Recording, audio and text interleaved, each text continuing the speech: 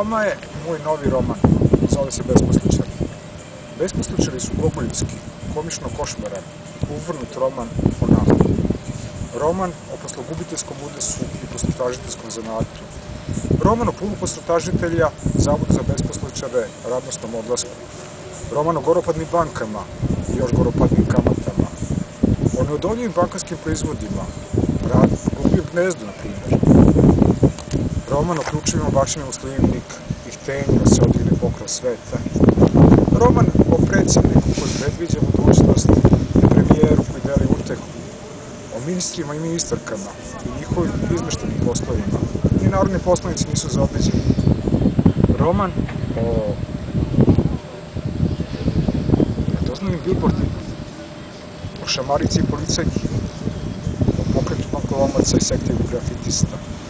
Besposličari su uvrnut roman o našim još uvrnutim životima. Autori učine svoje, na vas je red, samo slobodno ne uzdežite se.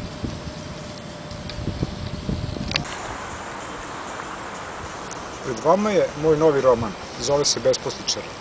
Besposličari su gogoljevski, komično-košmaran i izokrenut roman o nama.